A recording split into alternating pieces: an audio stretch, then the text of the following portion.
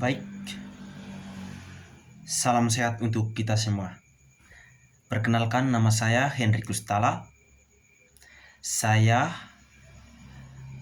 kelas 4 A3 Ilmu Pemerintahan. Baik, pada kesempatan ini saya akan mempresentasikan tugas manajemen konflik, yaitu tugasnya menganalisis konflik yang terjadi di Poso, Sulawesi. Oke, baik, pada kesempatan ini saya akan menganalisis menggunakan salah satu alat analisis guna untuk mempermudah menganalisis terkait konflik di Poso ini. Alat analisis yang saya gunakan pada kesempatan ini adalah pohon konflik, di mana ada 3 indikator penting analisis menggunakan pohon konflik ini. Yang pertama adalah penyebab, di mana penyebab ini adalah kita mencari tahu akar persoalan dari konflik di Poso ini.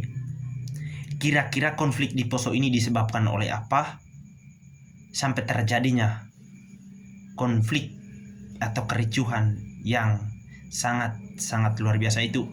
Terus yang kedua, batang pohon. Batang pohon ini menggambarkan masalah inti dari konflik yang ada. Nah, pada batang pohon ini kita akan menjelaskan inti dari konflik yang terjadi atau kericuhan yang terjadi di Poso. Terus yang terakhir merupakan daun dari pohon konflik, di mana daun ini merupakan akibat dari konflik atau kericuhan yang terjadi di Poso tersebut. Baik, untuk perkenalan atau penjelasan singkat terkait dengan indikator penting analisis menggunakan pohon konflik, saya kira begitu saja. Dan pada kesempatan ini langsung saja saya akan membahas terkait dengan inti materinya menggunakan analisis pohon konflik ini. Yang pertama adalah akar, di mana akar ini merupakan penyebab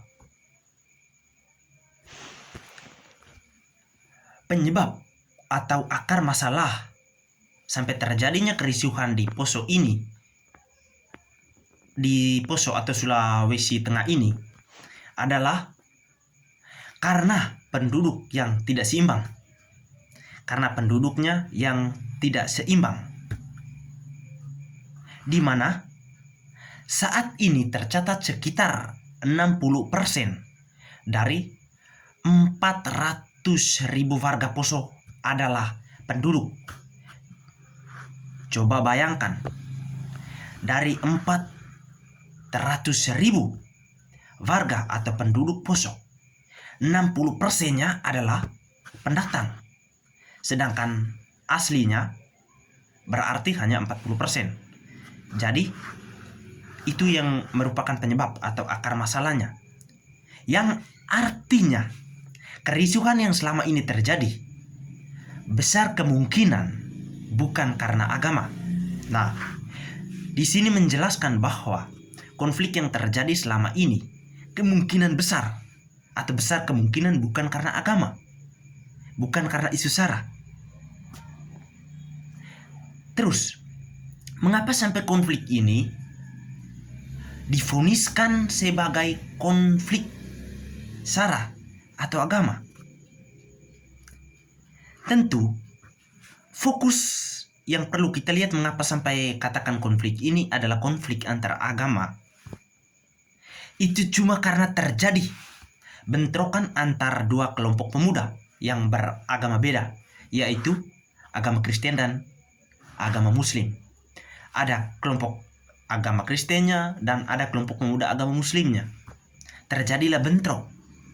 Walaupun awalnya bukan bentrok karena agama, tetapi dalam bentrok ini ternyata status dari kedua kelompok ini agamanya berbeda-beda. Makanya kerusuhan ini dinobatkan atau diartikan sebagai konflik agama. Oke, saya kira untuk penyebabnya seperti itu penjelasan singkat penyebab terjadinya atau akar masalah terjadinya konflik atau kericuhan di Poso, Sulawesi Tengah.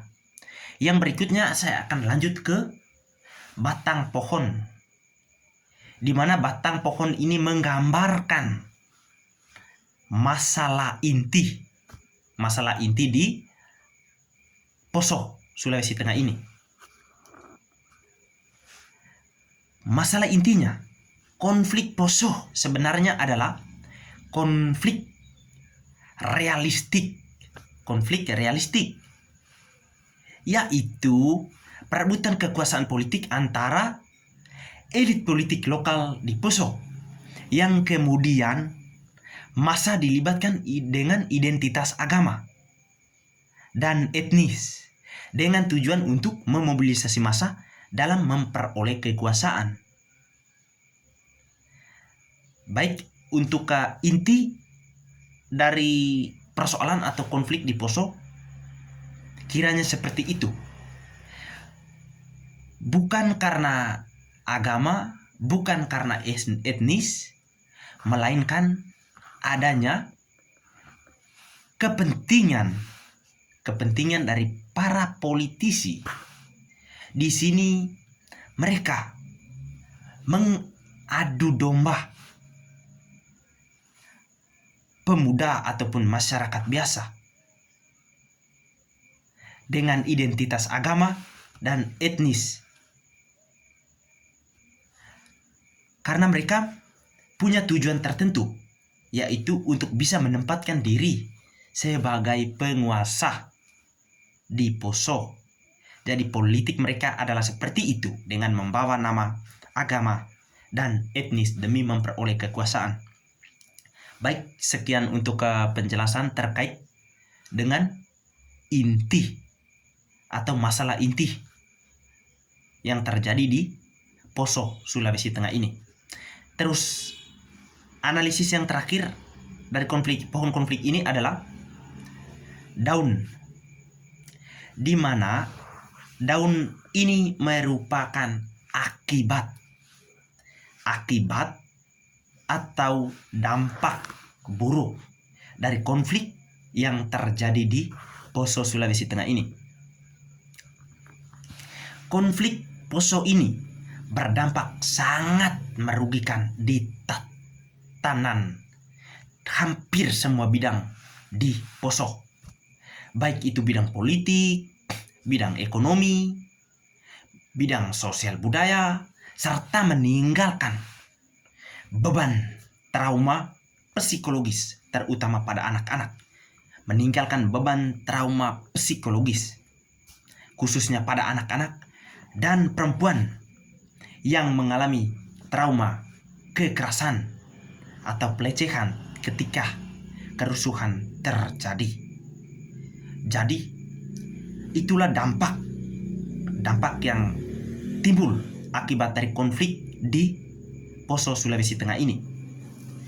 Jadi saya rasa sekian saja untuk penjelasan singkat terkait dengan analisis masalah di Poso, dan saat ini saya menggunakan alat analisis yaitu pohon konflik. Oke, baik, salam sehat untuk kita semua. Sekian saja presentasi tugas manajemen konflik. Saya Henry Kustala. Salam sehat.